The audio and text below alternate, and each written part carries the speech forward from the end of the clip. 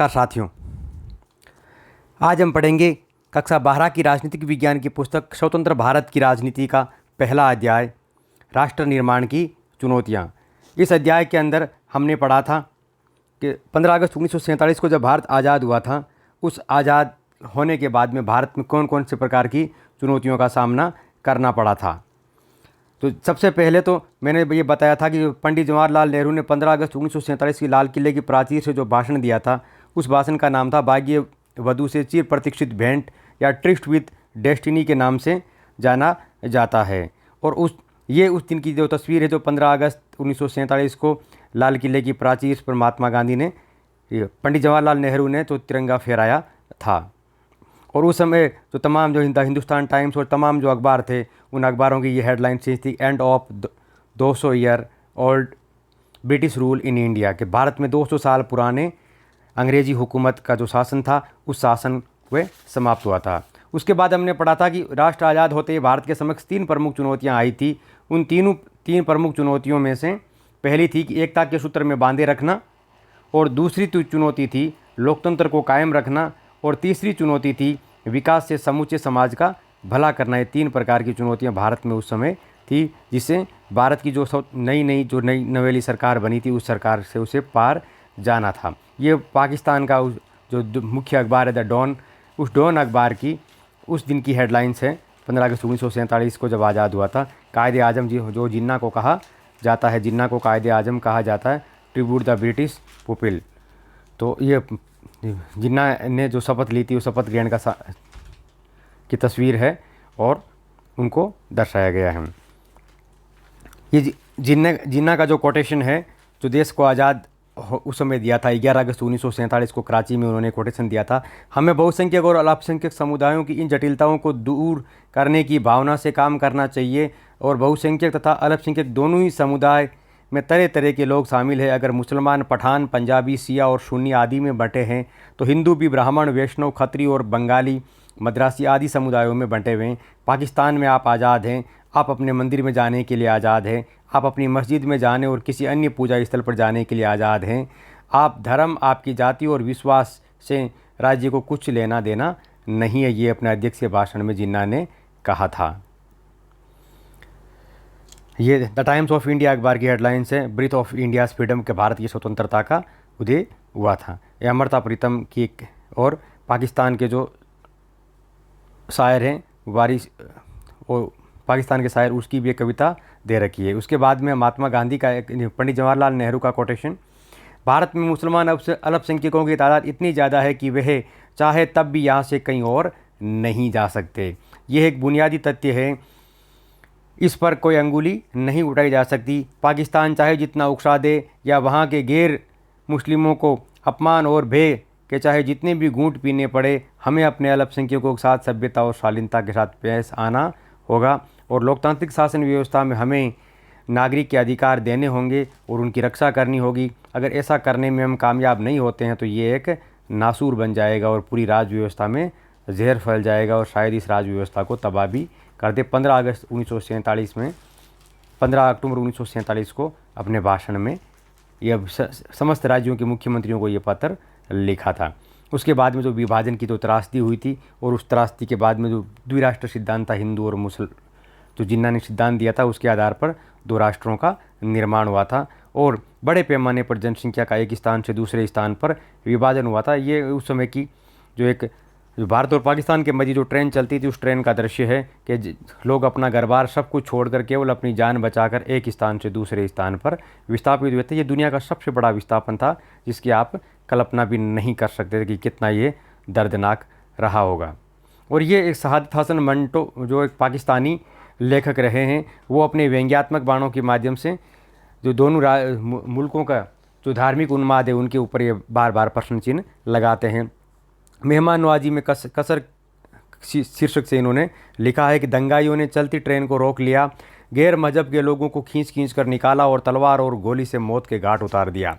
बाकी यात्रियों को हलवा, फल और दूध दिया गया। आयोजकों के मुख्यों का, भाइयों और बहनों, ट्रेन के आने में की खबर हमें थोड़ी देर से मिली, इसी कारण हम आपका स्वागत पुरजोर तरीके से नहीं कर सके, जैसा कि आप हम सब चाहते हैं। ये व्यंग्यात्मक रूप से कहा गया कि यानी एक धर्म के लोगों ने दूसरे धर्म के लोगों को सिर्फ धर्म पूछ कर मौत के घाट उतार दिया था। इस तरह हिंसा व्याप्ति लोगों को सिर्फ धर्म पूछकर और धर्म के नाम पर मारा काटा गया था। ये महात्मा गांधी की नोआखली जो अब बांग्लादेश में पड़ता है, उसकी 1947 में उन्होंने यात्रा की थी और नोआखली में बड़े पैमाने पर हिंदू मुस्लिम दंगे हुए थे। उन दंगों से लोगों को शांत करने की एक तस्वीर है। उसके बाद में हम महात्मा गांधी की शहादत के बारे में पढ़ रहे थे। महात्मा गांधी की जो हत्या है वो नाथूराम गोडसे नामक एक अतिवादी ने 30 जनवरी 1948 को महात्मा गांधी की हत्या कर दी थी, क्योंकि उस महात्मा गांधी जो हिंदू मुस्लिम एकता के पक्षधर थे और ये नाथूराम गोडसे जो हिंदू मुस्लिम एकता के पक्षधर नहीं थे, उन्होंने ये हत्या कर दी थी। उसके बाद में हमारा आज का जो मूल टॉपिक है वो शुरू होता है कि रजवाड़ों का विलय। जैसा कि कुल 565 रियासतें उस समय भारत के अंदर थी। उस 565 रियासतों को अंग्रेज़ जब भारत को छोड़ के गए थे तो भारत को 2 भागों में बांट के चले गए थे, भारत और पाक में। और साथ ही जो भारत की 565 रियासतें थी उन रियासतों को भी आज़ाद करके चले गए कि आप चाहे तो भारत में रहे, चाहे तो पाकिस्तान में रहे या पूर्ण रूप से स्वतंत्र रहें। इसलिए उन 565 रियासतों को भारत में शामिल करना एक प्रकार की चुनौती बन गई थी और इस चुनौती से निपटने के लिए एक रियासती विभाग का गठन किया गया था, जिसका मुखिया सरदार वल्लभ भाई पटेल को बनाया गया था। इस जो 565 रियासतें थी उनमें से जो सबसे बड़ी रियासत थी वो थी हैदराबाद उस समय भारत की सबसे बड़ी रियासत थी। और जो सबसे छोटी रियासत थी वो थी बिलवारी, ये सबसे छोटी रियासत थी। उन रियासतों को शामिल करने के लिए एक सहमति पत्र बनाया गया था। उस सहमति पत्र में 3 विषय रखे गए: विदेश मामले, प्रतिरक्षा और संचार। इन तीनों मसलों पर सहमति पत्र पर हस्ताक्षर करने का अर्थ ये होता था कि आप उस संबंधित राज्य की या संबंधित रियासत का विदेश मामला, प्रतिरक्षा और संचार ये 3 मामले भारत की सरकार देखेगी और अन्य जो मामलों में वो राज्य अपने आप में स्वतंत्र रहेगा।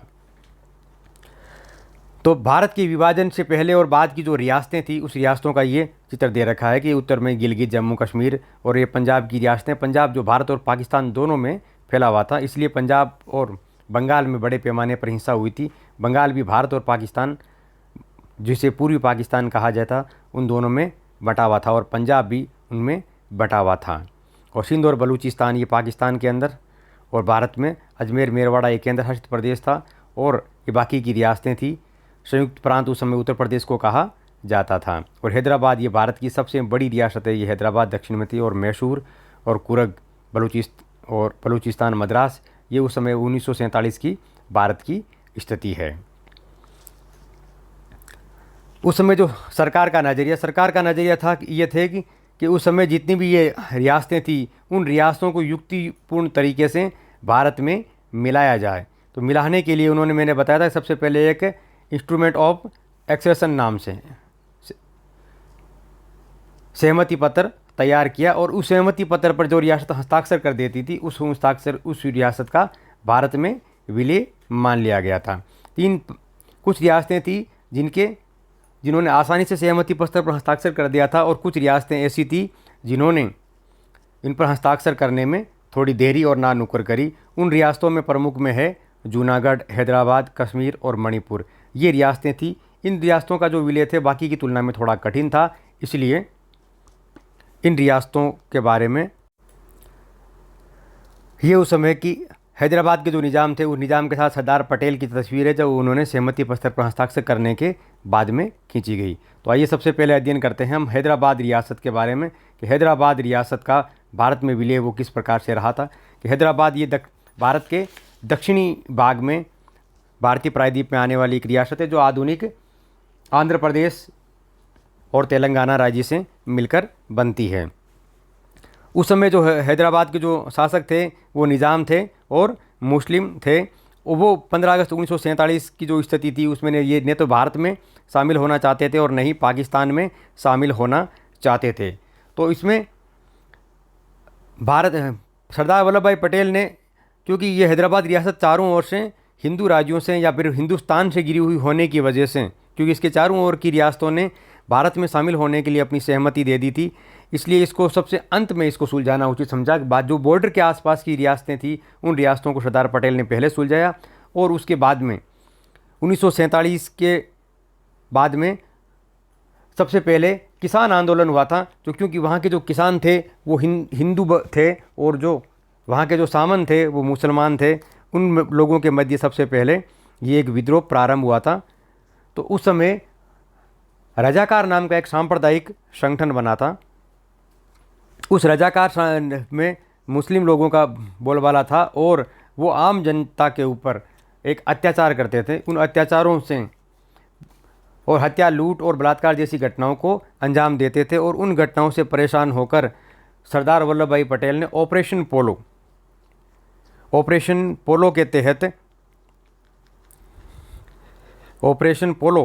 के तहत सैनिक पुलिस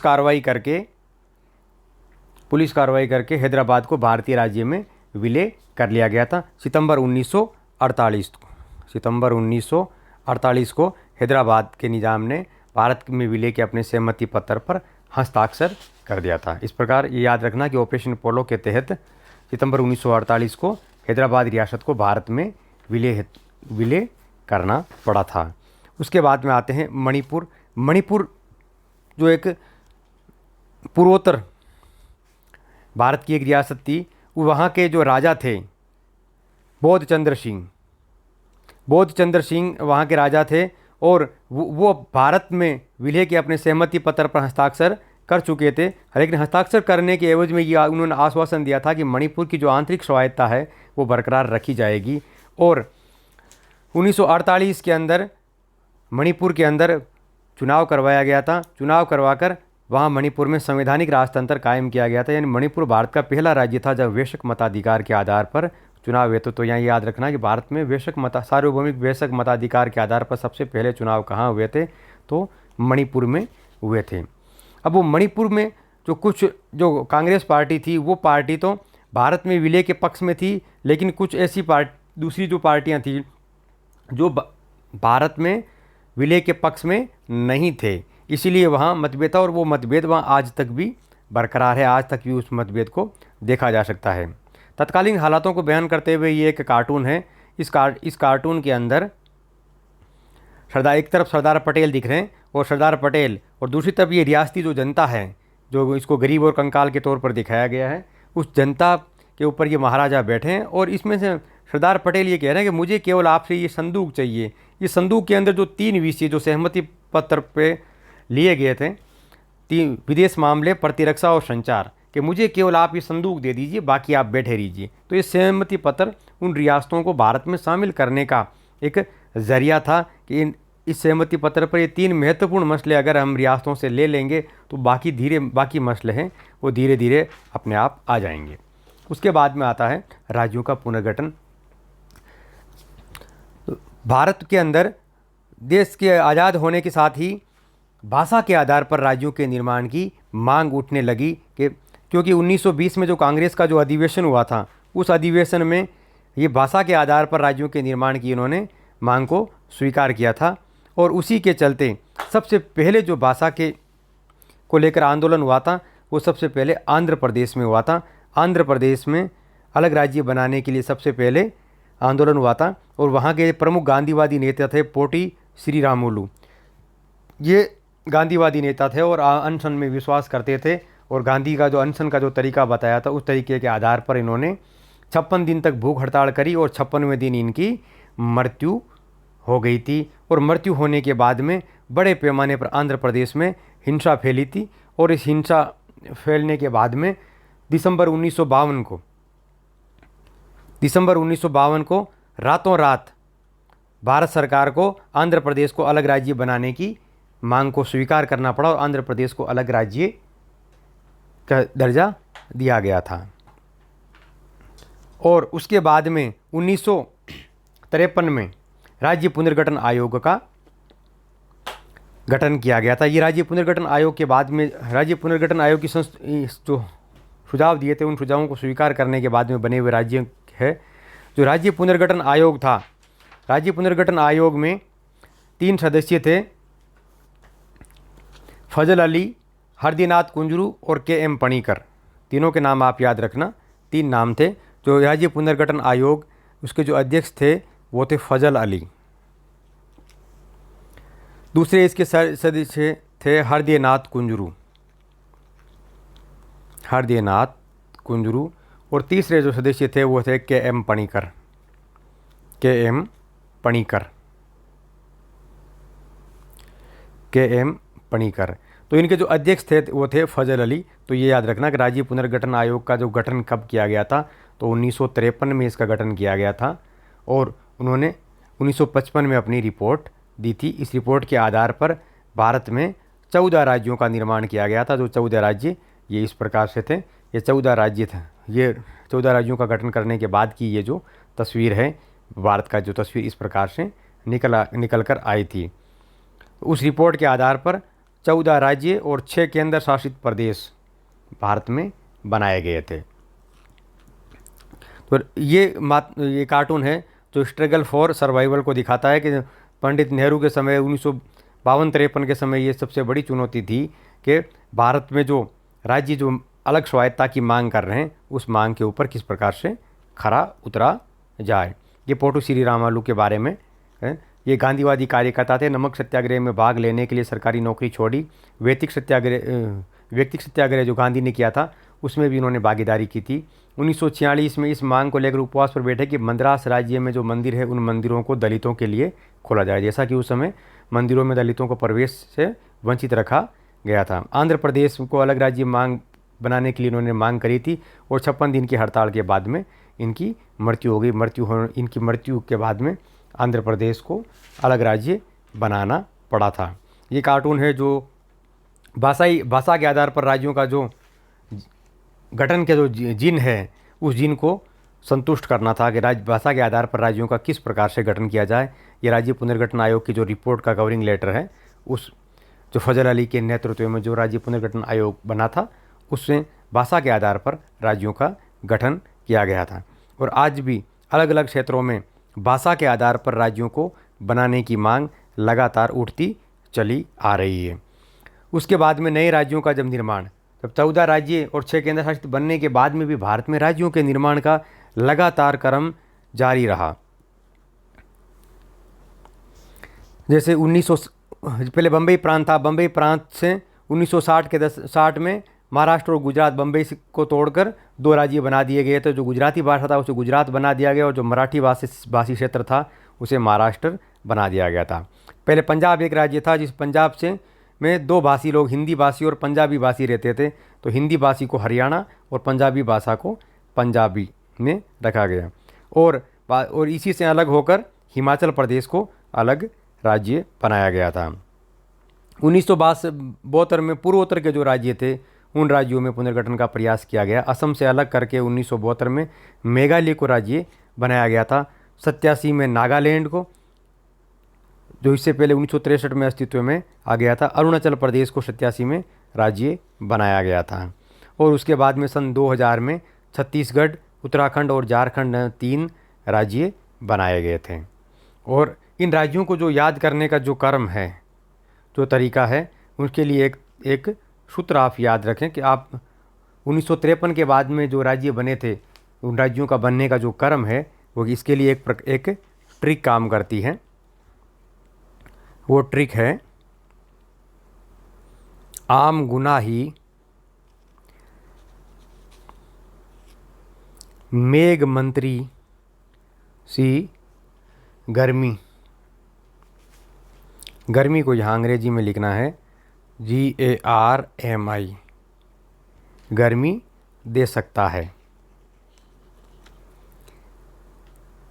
इस ट्रिक में जैसे आ का मतलब जो आंध्र प्रदेश जो सबसे पहले भाषा के आधार पर राज्य बना था, उसके बाद में महाराष्ट्र राज्य बना था। महाराष्ट्र के बाद में गुजरात, गुजरात के बाद में नागालैंड, नागालैंड के बाद में हरियाणा, हरियाणा के बाद में हिमाचल प्रदेश, हिमाचल प्रदेश के बाद में मेघालय, मेघालय के बाद में मणिपुर, मणिपुर के बाद में त्रिपुरा, त्रिपुरा के बाद में सिक्किम, सिक्किम के बाद में ये गर्मी से गोवा, और SAR से अरुणाचल प्रदेश, और AMI से मिज़ोरम, ये इन सूत्र है। और उसके बाद में सन 2000 में जो 3 राज्य बने थे, छत्तीसगढ़, झारखंड और उत्तराखंड, ये 3 राज्य बने थे।